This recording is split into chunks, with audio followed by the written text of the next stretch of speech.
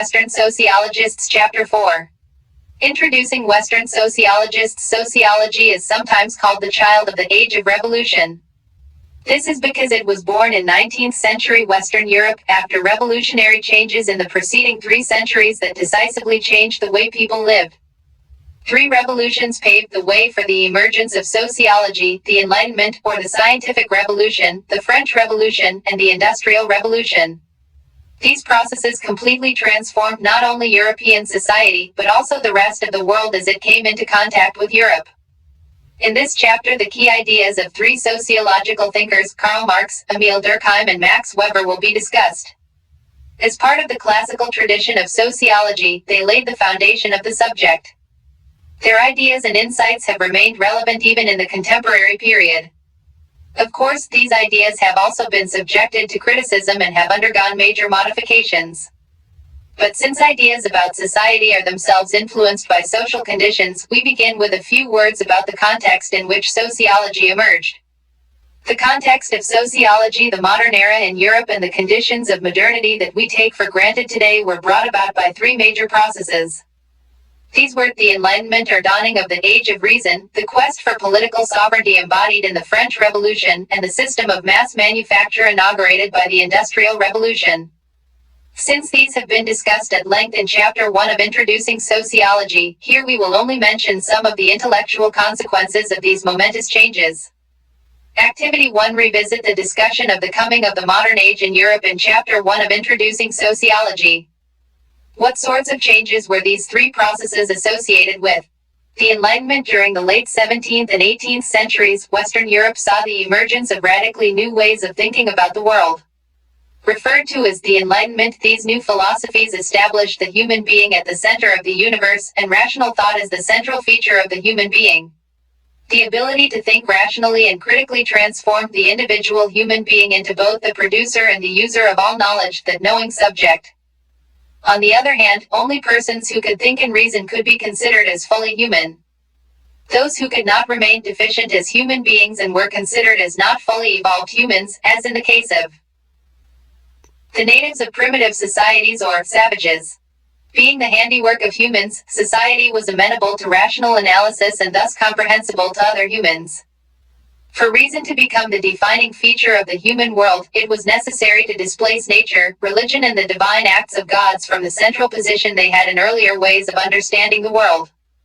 This means that the Enlightenment was made possible by, and in turn helped to develop, attitudes of mind that we refer to today as secular, scientific, and humanistic. The French Revolution. The French Revolution, 1789, announced the arrival of political sovereignty at the level of individuals as well as nation-states. The Declaration of Human Rights asserted the equality of all citizens and questioned the legitimacy of privileges inherited by birth. It signaled the emancipation of the individual from the oppressive rule of the religious and feudal institutions that dominated France before the Revolution. The peasants, most of whom were serfs, or bonded laborers tied to landed estates owned by members of the aristocracy, were freed of their bonds. The numerous taxes paid by the peasants to the feudal lords and to the church were cancelled. As free citizens of the Republic, sovereign individuals were invested with rights and were equal before the law and other institutions of the state. The state had to respect the privacy of the autonomous individual, and its laws could not intrude upon the domestic life of the people. A separation was built between the public realm of the state and a private realm of the household. New ideas about what was appropriate to the public and private spheres developed. For example, religion and the family became more private, while education, especially schooling, became more public. Moreover, the nation-state itself was also redefined as a sovereign entity with a centralized government. The ideals of the French Revolution, liberty, equality, and fraternity, became the watchwords of the modern state. The Industrial Revolution. The foundations of modern industry were laid by the Industrial Revolution, which began in Britain in the late 18th and early 19th centuries. It had 2 major aspects. The first was the systematic application of science and technology to industrial production, particularly the invention of new machines and the harnessing of new sources of power. Secondly, the Industrial Revolution also evolved new ways of organizing labor and markets on a scale larger than anything in the past. New machines like the spinning jenny, which greatly increased the productivity of tea. textile industry, and new methods of obtaining power, such as the various versions of the steam engine, facilitated the production process and gave rise to the factory system and mass manufacture of goods. These goods were now produced on a gigantic scale for distant markets across the world. The raw materials used in their production were also obtained from all over the world. Modern large-scale industry thus became a worldwide phenomenon. These changes in the production system also resulted in major changes in social life. The factories set up in urban areas were manned by workers who were uprooted from the rural areas and came to the cities in search of work. Low wages at the factory meant that men, women, and even children had to work long hours in hazardous circumstances to eke out a living. Modern industry enabled the urban to dominate over the rural. Cities and towns became the dominant forms of human settlement, housing large and unequal populations in small, densely populated urban areas. The rich and powerful lived in the cities, but so did the working classes who lived in slums amidst poverty and squalor. Modern forms of governance, with the state assuming control of health, sanitation, crime control, and general development, created the demand for new kinds of knowledge. The social sciences, and particularly sociology, emerged partly as a response to this need. From the outset, sociological thought was concerned with the scientific analysis of developments in industrial society. This has prompted observers to argue that sociology was the science of the new industrial society. Empirically informed scientific discussion about trends in social behavior only became possible with the advent of modern industrial society. The scientific information generated by the state to monitor and maintain the health of its social body became the basis for reflection on society. Sociological theory was the result of this self-reflection. Karl Marx was from Germany but spent most of his intellectually productive years in exile in Britain. His radical political views led him to be exiled from Germany, France, and Austria. Though Marx had studied philosophy, he was not a philosopher. He was a social thinker who advocated an end to oppression and exploitation. He believed that scientific socialism would achieve this goal. To that end, he engaged in a critical analysis of capitalist society to expose its weaknesses and bring about its downfall. Marx argued that human society had progressed through different stages. These were primitive communism, slavery, feudalism, and capitalism. Capitalism was the latest phase of human advent. But Marx believed that it would give way to socialism. Karl Marx, 1818–1883, Biography. Karl Marx was born on the 5th of May 1818 in Trier, part of the Rhineland province of Prussia in Germany. Son of a prosperous liberal lawyer. 1834–36, studied law at the University of Bonn and then at the University of Berlin, where he was much influenced by the young Hegelians. 1841, completed his doctoral thesis in philosophy from the University of Jena. 1843, married Jenny von Westphalen and moved to Paris. 1844, met Friedrich Engels in Paris, who became a lifelong friend. 1847, invited by the International Working Men's Association to prepare a document spelling out its aims and objectives. This was written jointly by Marx and Engels and published as the Manifesto of the Communist Party 1948–1849, exiled to England and lived there till his death.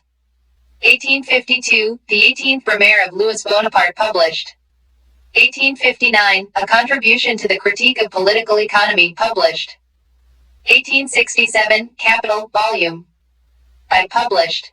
1881, death of Jenny von Westphalen. 1883, Marx dies and is buried in London's Highgate Cemetery. Capitalist society was marked by an ever-intensifying process of alienation operating at several levels.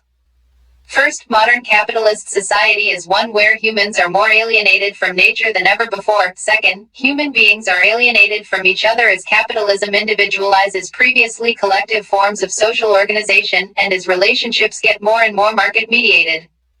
Third, the large mass of working people is alienated from the fruits of its labor because workers do not own the products they produce. Moreover, workers have no control over the work process itself. Unlike in the days when skilled craftsmen controlled their own labor, today the content of the factory worker's working day is decided by the management. Finally, as the combined result of all these alienations, human beings are also alienated from themselves and struggle to make their lives meaningful in a system where they are both more free but also more alienated and less in control of their lives than before. However, even though it was an exploitative and oppressive system, Marx believed that capitalism was nevertheless a necessary and progressive stage of human history because it created the preconditions for an egalitarian future free from both exploitation and poverty. Capitalist society would be transformed by its victims, i.e. the working class, who would unite to collectively bring about a revolution to overthrow it and establish a free and equal socialist society. In order to understand the working of capitalism, Marx undertook an elaborate study of its political, social and especially its economic aspects. Marx's conception of the economy was based on the notion of a mode of production, which stood for a broad system of production associated with an epoch or historical period. Primitive communism, slavery, feudalism and capitalism were all modes of production. At this general level, the mode of production defines an entire way of life characteristic of an era. At a more specific level, we can think of the mode of production as being something like a building in the sense that it consists of a foundation or base, and a superstructure or something erected on top of the base. The base, or economic base, is primarily economic and includes the productive forces and production relations. Productive forces refer to all the means or factors of production such as land, labor, technology, sources of energy, such as electricity, coal, petroleum and so on. Production relations refer to all the economic relationships and forms of labor organization which are involved in production. Production relations are also property relations, or relationships based on the ownership or control of the means of production. For example, in the mode of production called primitive communism, the productive forces consisted mostly of nature, forests, land, animals and so on, along with very rudimentary forms of technology like simple stone tools and hunting weapons. Production relations were based on community property, since individual private property did not yet exist, and included tribal forms of hunting or gathering which were the prevalent forms of labor organization. The economic base thus consisted of productive forces and relations of production. On this base rested all the social, cultural and political institutions of society. Thus, institutions like religion, art, law, literature or different forms of beliefs and ideas were all part of the superstructure, which was built on top of the base. Marx argued that people's ideas and beliefs originated from the economic system of which they were part. How human beings earned their livelihood determined how they thought. Material life shaped ideas, ideas did not shape material life. This argument went against the dominant ways of thinking in Marx's time, when it was common to argue that human beings were free to think whatever they wanted and that ideas shaped the world. Marx placed great emphasis on economic structures and processes because he believed that they formed the foundations of every social system throughout human history. If we understand how the economy works and how it has been changing in the past, he argued, we can learn how to change society in the future. But how can such change be brought about? Marx's answer: through class struggle. Class struggle for Marx, the most important method of classifying people into social groups was with reference to the production process rather than religion, language, nationality or similar identities. He argued that people who occupy the same position in the social production process will eventually form a class. By virtue of their location in the production process and in property relations, they share the same interests and objectives, even though they may not recognize this immediately. Classes are formed through historical processes, which are in turn shaped by transformations in the conditions and forces of production, and consequent conflicts between already existing classes. As the mode of production, that is, the production technology and the social relations of production, changes, conflicts develop between different classes which result in struggles. For example, the capitalist mode of production creates the working class, which is a new urban, property-less group created by the destruction of the feudal agricultural system. Serfs and small peasants were thrown off their lands and deprived of their earlier sources of livelihood. They then congregated in cities looking for ways to survive, and the pressure of the laws and police forced them to work in the newly built factories. Thus a large new social group was created consisting of property-less people who were forced to work for their living. This shared location within the production process makes workers into a class. Marx was a proponent of class struggle. He believed that class struggle was the major driving force of change in society. In the Communist Manifesto, which was also a program of action, Marx and Engels presented their views in a clear and concise manner. Its opening lines declare, "The history of all hitherto existing societies is the history of class struggle." They went on to trace the course of human history and described how the nature of the class struggle varied in different historical epochs. As society evolved from the primitive to the modern through distinct phases, each characterized by particular kinds of conflict between the oppressor and oppressed classes. Marx and Engels wrote freeman and slave, patrician and plebeian, lord and serf, guild master and journeyman. In a word, oppressor and oppressed stood in cons tant opposition to one another, carried out an uninterrupted, now hidden, now open fight. The major opposing classes of each stage were identified from the contradictions of the production process. In capitalism, the bourgeoisie, or capitalists, owned all the means of production, such as investable capital, existing factories and machinery, land and so on. On the other hand, the working class lost all the means of production that it owned or had access to in the past. Thus, in the capitalist social system, workers had no choice but to sell their labor for wages in order to survive because they had nothing else. Activity 2. Although it is also called a class, does the group formed by you and your classmates form a class in the Marxian sense? What arguments can you give in favor and against this view? Do factory workers and agricultural workers belong to the same class? What about workers and managers working in the same factory? Do they both belong to the same class? Does a rich industrialist or factory owner who lives in the city and owns no agricultural land belong to the same class as a poor agricultural laborer who lives in the village and owns no land? What about a landlord who owns a lot of land and a small peasant who owns a small piece of land? Do they belong to the same class if they live in the same village and are both landowners?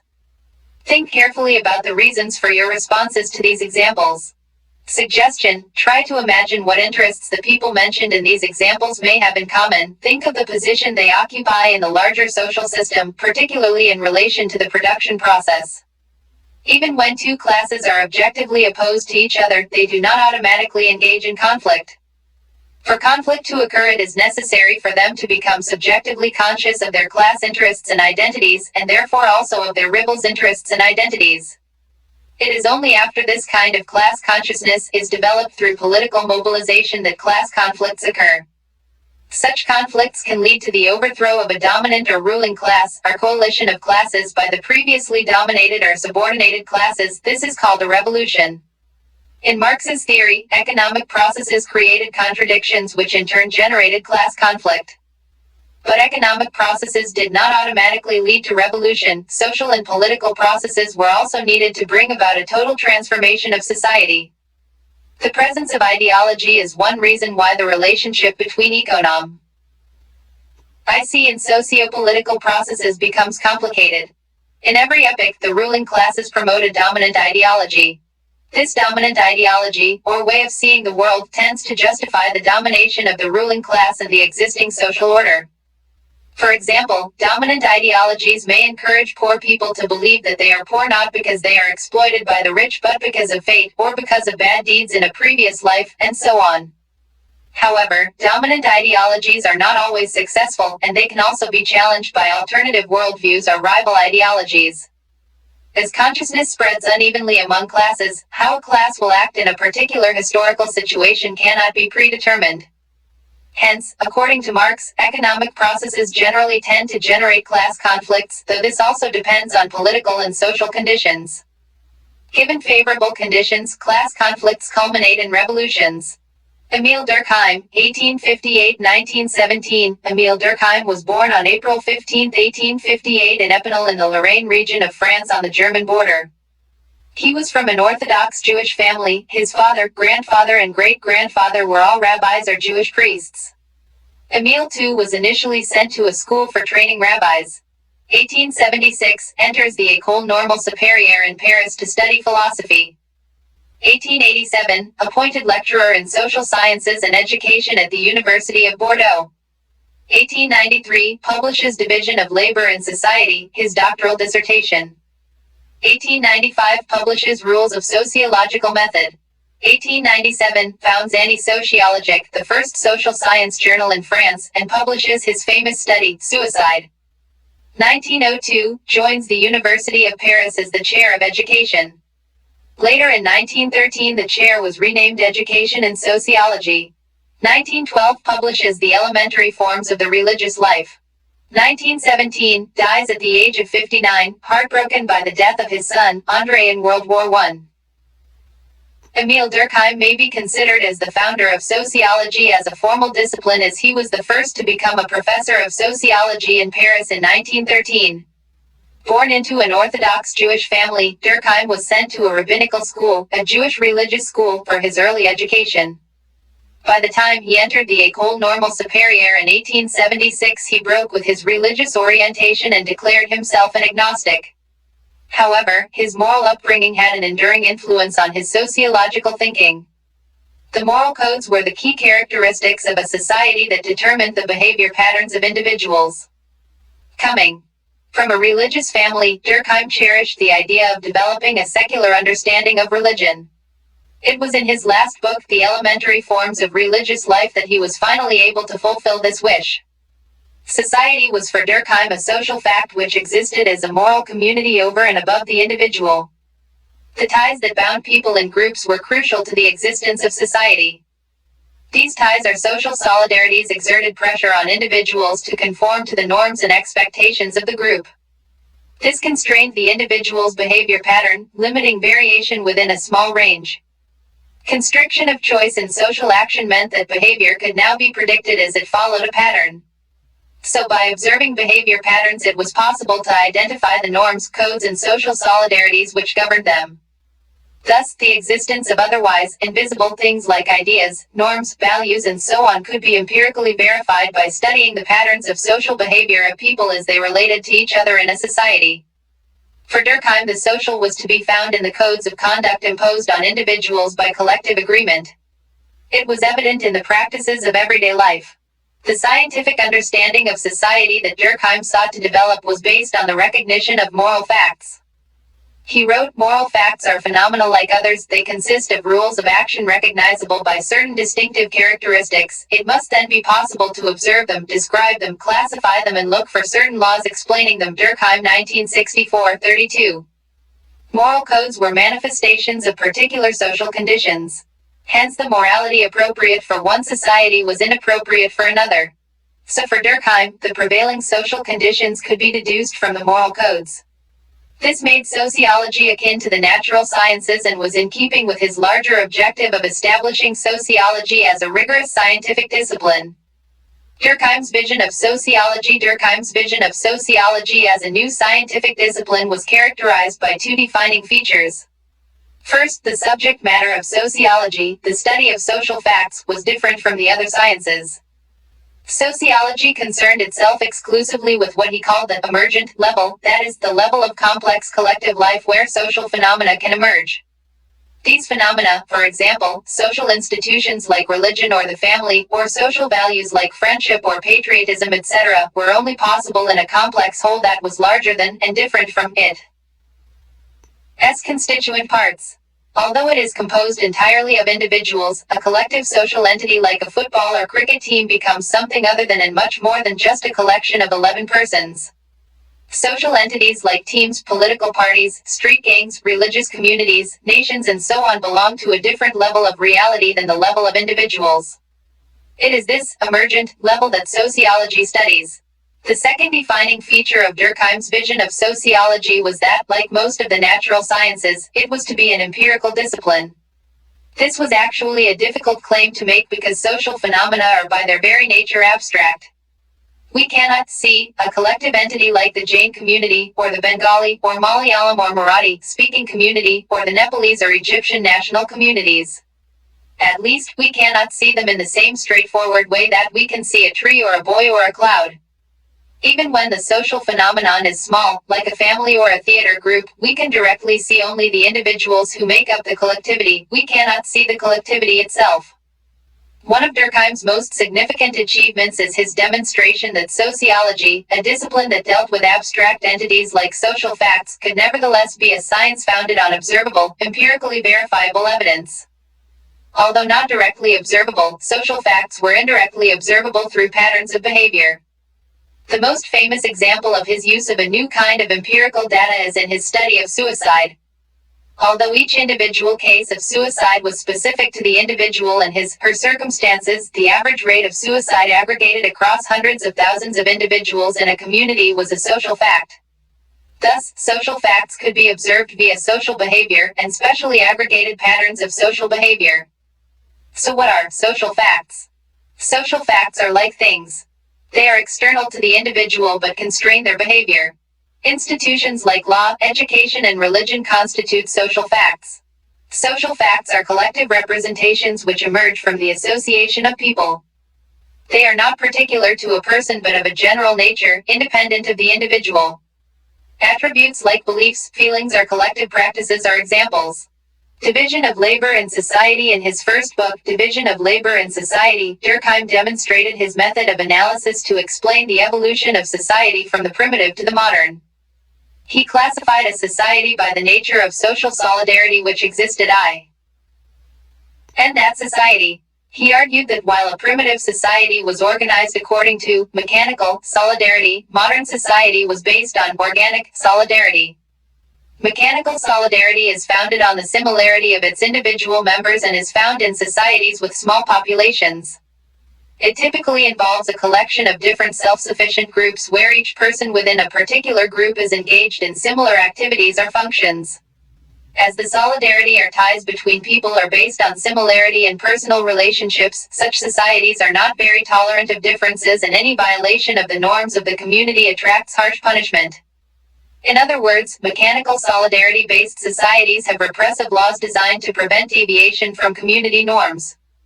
This was because the individual and the community were so tightly integrated that it was feared that any violation of codes of conduct could result in the disintegration of the community. Organic solidarity characterizes modern society and is based on the heterogeneity of its members. It is found in societies with large populations where most social relationships necessarily have to be impersonal.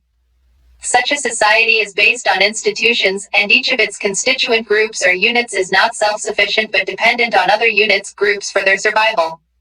Interdependence is the essence of organic solidarity. It celebrates individuals and allows for their need to be different from each other, and recognizes their multiple roles and organic ties.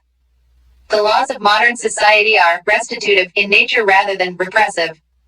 This means that in modern societies, the law aims to repair or correct the wrong that is done by a criminal act. By contrast, in primitive societies, the law sought to punish wrongdoers and enforced a sort of collective revenge for their acts. In modern society, the individual was given some autonomy, whereas in primitive societies the individual was totally submerged in the collectivity.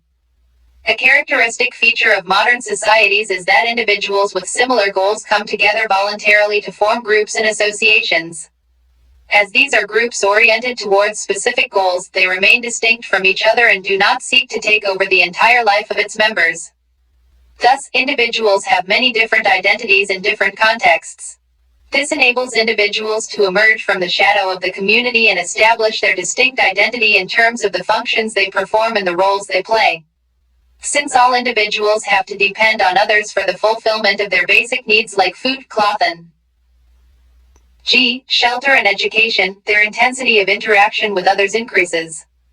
Impersonal rules and regulations are required to govern social relations in such societies because personalized relations can no longer be maintained in a large population.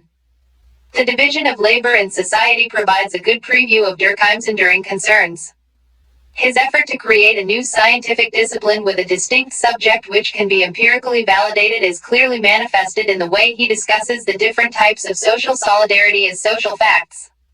His objective and secular analysis of the social ties which underlie different types of society laid the foundation of sociology as the new science of society. Max Weber was one of the leading German social thinkers of his time. Despite long periods of physical and mental ill health, he has left a rich legacy of sociological writing. He wrote extensively on many subjects but focused on developing an interpretive sociology of social action and of power and domination. Another major concern of Weber was the process of rationalization in modern society and the relationship of the various religions of the world with this process. Max Weber, 1864–1920. Max Weber was born on the 21st of April 1864 in Erfurt, Germany, into a Prussian family. His father was a magistrate and a politician who was an ardent monarchist and follower of Bismarck. His mother was from a distinguished liberal family from Heidelberg. 1882, went to Heidelberg to study law. 1884–84, studied at the universities of Göttingen and Berlin. 1889, submitted his doctoral dissertation on a contribution to the history of medieval business organizations. 1891, submitted his habilitation thesis, entitling him to be a teacher on Roman agrarian history and the significance for public and private law. 1893, married Marianne Schnittger. 1894–96, appointed professor of economics first at Freiburg, and then Heidelberg. 1897–1901, has a nervous breakdown and falls ill, unable to work, travels to Rome. 1901, Weber resumes scholarly work. 1903, became the associate editor of the Journal Archives for Social Science and Social Welfare. 1904, travels to the USA. Publishes The Protestant Ethic and the Spirit of Capitalism. 1918, takes up a specially created chair in sociology at Vienna. 1919, appointed professor of economics at the University of Munich. 1920, Weber dies. Almost all of his major works which made him famous were translated and published in book form only after his death. These Inc. Lude, The Protestant Ethic and the Spirit of Capitalism, 1930, from Max Weber, Essays in Sociology, 1946, Max Weber on the Methodology of the Social Sciences, 1949, The Religion of India, 1958, and Economy and Society 3 vols, 1968. Max Weber and Interpretive Sociology. Weber argued that the overall objective of the social sciences was to develop an interpretive understanding of social action. These sciences were thus very different from the natural sciences, which aimed to discover the objective laws of nature governing the physical world. Since the central concern of the social sciences was with social action, and since human actions necessarily involved subjective meanings, the methods of enquiry of social science also had to be different from the methods of natural science.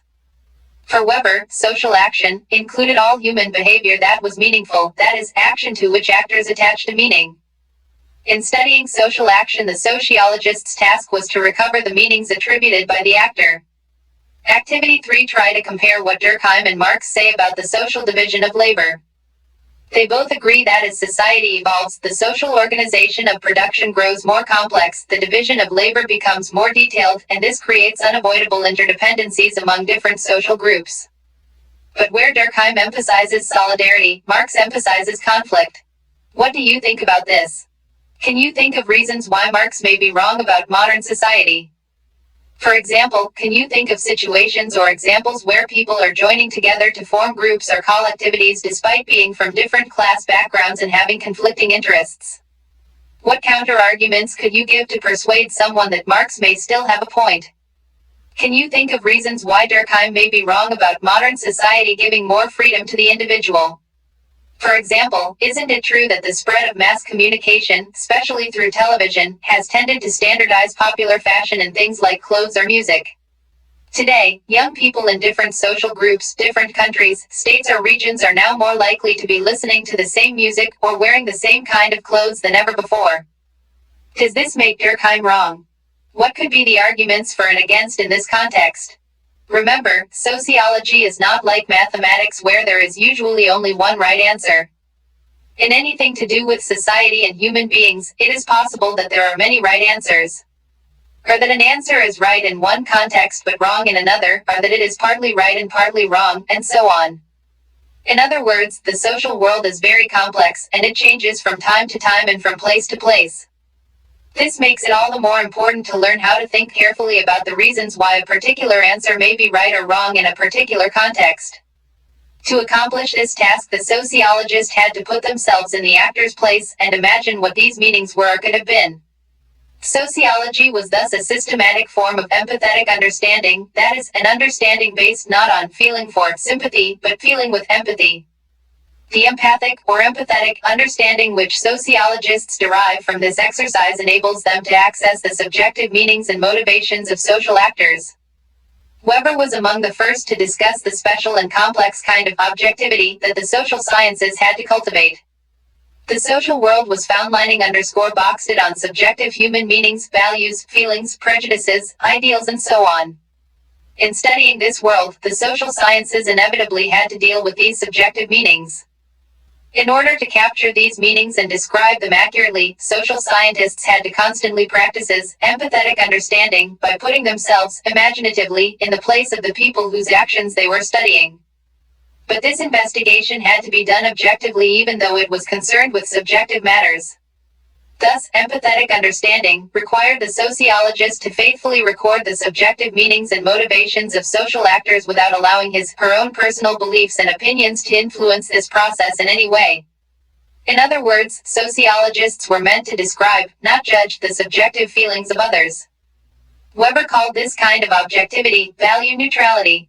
The sociologist must neutrally record subjective values without being affected by his own feelings, opinions about these values. Weber recognized that this was very difficult to do because social scientists were also members of society and always had their own subjective beliefs and prejudices. However, they had to practice great self-discipline, exercise and iron will, as he puts it, in order to remain value neutral when describing the values and worldviews of others. Apart from empathetic understanding, Weber also suggested another methodological tool for doing sociology, the ideal type. An ideal type is a logically consistent model of a social phenomenon that highlights its most significant characteristics.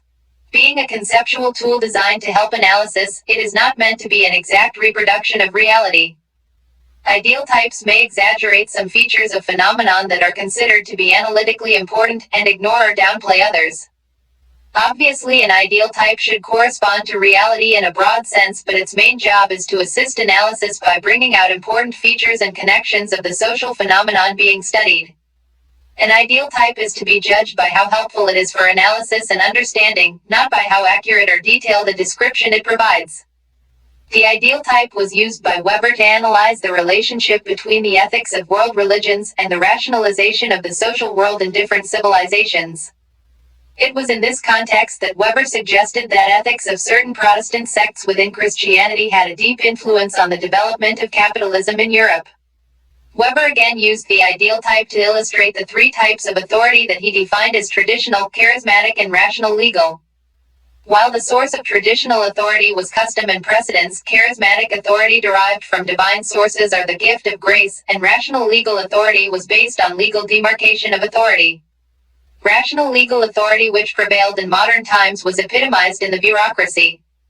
Bureaucracy, it was a mode of organization which was premised on the separation of the public from the domestic world.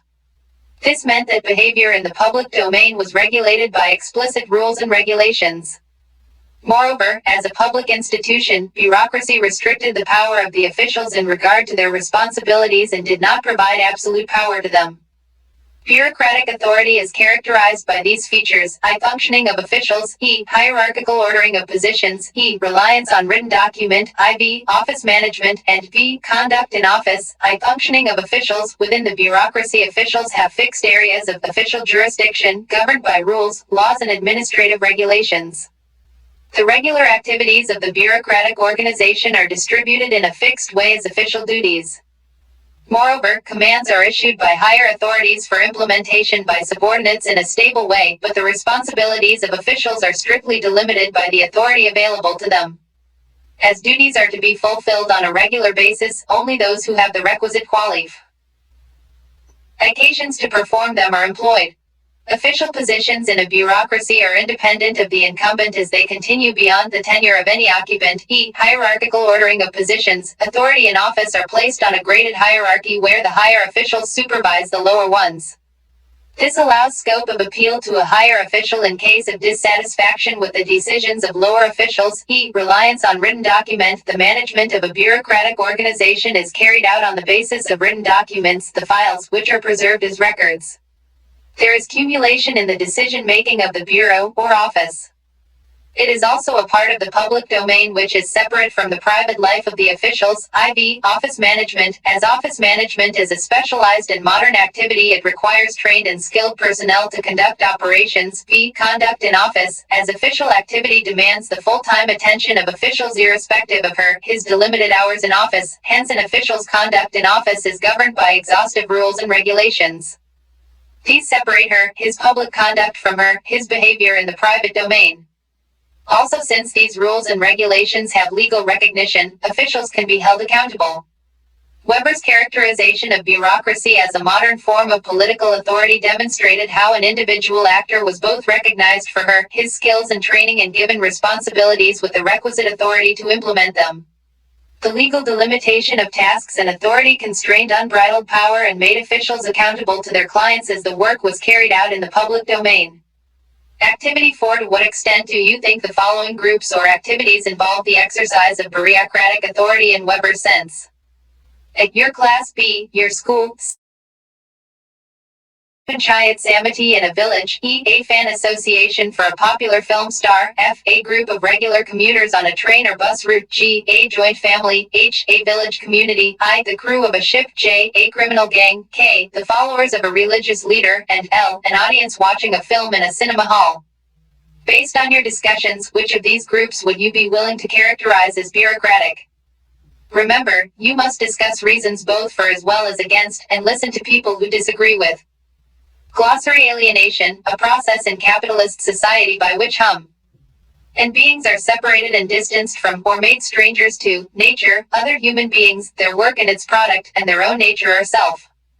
Enlightenment, a period in 18th century Europe when philosophers rejected the supremacy of religious doctrines, established reason as the means to truth, and the human being as the sole bearer of reason. Social fact, aspects of social reality that are related to collective patterns of behavior and beliefs, which are not created by individuals but exert pressure on them and influence their behavior. Mode of production, it is a system of material production which persists over a long period of time. Each mode of production is distinguished by its means of production, e.g., technology and forms of production organization, and the relations of production, e.g., slavery, serfdom, wage labor. Office, in the context of bureaucracy, a public post or position of impersonal and formal authority with specified powers and responsibilities. The office has a separate existence independent of the person appointed to it. This is different from another meaning of the same word which refers to an actual bureaucratic institution or to its physical location, e.g. post office, panchayat office, prime minister's office, my mother's or father's office, etc. Exercises 1. Why is the Enlightenment important for the development of sociology? 2. How was the Industrial Revolution responsible for giving rise to sociology? 3.